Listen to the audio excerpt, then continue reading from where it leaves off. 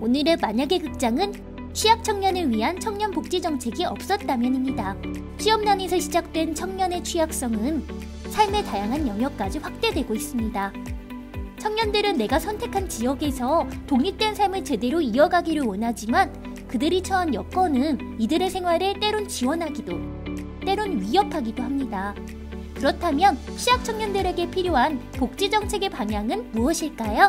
청년들이 지역에서 함께 성장하기 위해 어떤 노력을 해야 할까요?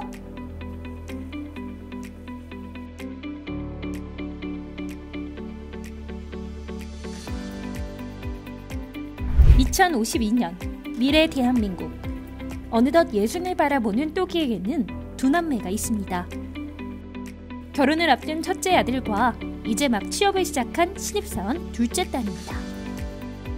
그래 얘들아, 요즘 힘든 점은 없니? 첫째는 결혼 준비 잘 돼가고 둘째는 회사 생활 어렵지 않아? 안정적으로 독립한 자녀들이지만 예나 지금이나 부모는 늘 자식 걱정입니다. 결혼을 준비하며 집이 가장 큰 문제였는데 청년들의 결혼을 위한 청년 맞춤 주거 지원 정책이 있으니 큰 도움이 되었어요. 공공임대주택을 포함한 다양한 주거 지원 정책 덕분에 무리하게 빚을 내서 집을 사지 않아도 되니 정말 다행이에요. 아들은 결혼 후 중소도시에서 살 예정입니다. 30년 전과 달리 지역의 정주 여건이 좋아서 인프라나 각종 생활 서비스에서 도시와의 차이가 없어졌기 때문입니다. 또한 지역을 중심으로 한 청년 정책은 아이를 키우는데도 든든한 지원군이 될 예정입니다. 취업 지원 정책 덕분에 꼭 가고 싶었던 회사에 취직할 수 있어서 정말 좋아요. 제일 좋은 건 일을 열심히 하면서 퇴근 후에 여유로운 삶을 즐길 수 있다는 거예요. 취미부자인 딸은 퇴근 후 친구들과 함께 문화생활을 즐깁니다. 이런 삶이 가능한 이유는 풍요로운 삶을 돕는 체계적이고 다양한 청년 정책 때문입니다. 누구나 소외되지 않고 함께 어울리는 모습이 문화생활은커녕 하루하루 일에 치이고 학자금 대출 상황에 전전긍긍했던 또기의 20대와는 전혀 다른 모습입니다. 너희 둘이 이렇게 걱정 없이 미래를 꾸릴 수 있는 것은 물론 너희가 열심히 하는 것도 있지만 우리나라의 다양한 청년 정책이 안정적으로 정착된 덕분이지. 청년 복지 정책은 청년의 경제적 자립을 돕고 지역은 청년 친화 도시를 꿈꾸며 이들의 내일을 힘차게 응원합니다. 청년이 행복하니 대한민국의 미래가 밝을 수밖에요.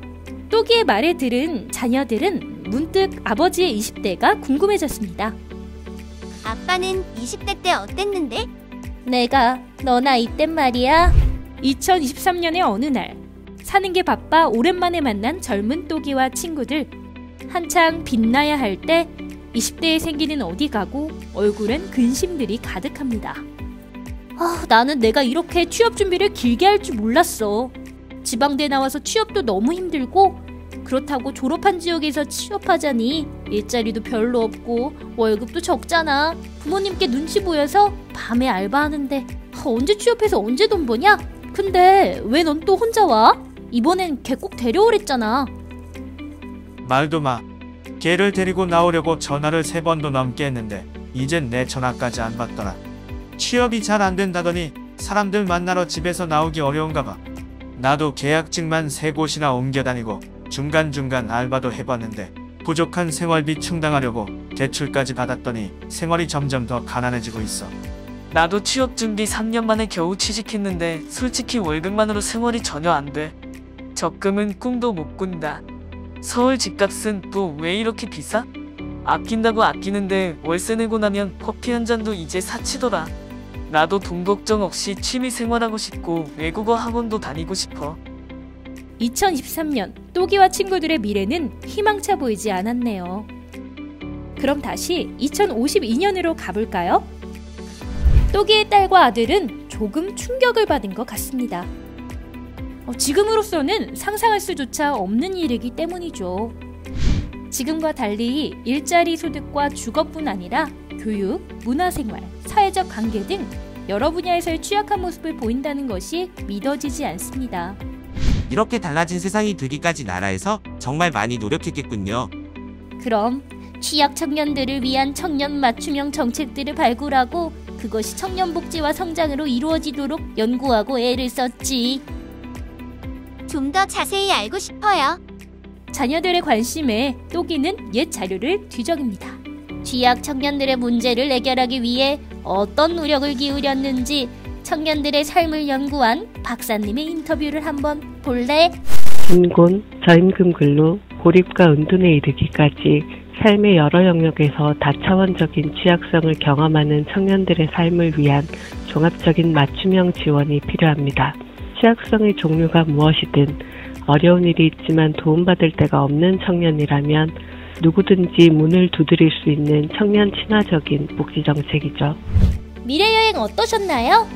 경제문사회연구회의 청년정책 지원대상 연구, 취약청년과 지역청년을 중심으로 하는 보고서 내용을 토대로 취약청년의 관심을 가지고 제대로 지원을 펼친다면 그 미래는 어떤 모습일지 가정하여 보여드린 리프스토리입니다.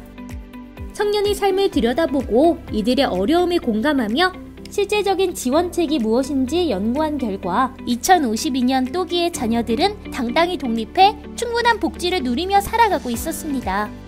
그동안 우리 사회에서의 청년층은 청춘, 꿈, 쾌락, 자유 등을 상징하는 존재였고 사회적 관심이나 지원이 필요한 시기와는 거리가 멀다고 간주하곤 했습니다.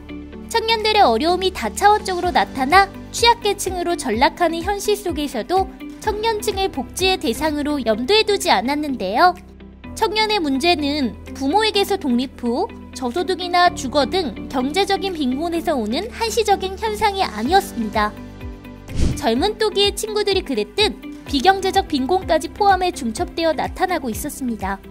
인적 속성, 관계 특성, 일자리 특성, 경제적 수준에 의한 15개 취약성 유형을 분석한 결과 2개 이상의 다중 취약성을 보인 청년이 전체의 15.6%에 해당했는데요. 최대 8개의 취약성이 한 청년에게 나타나기도 했습니다.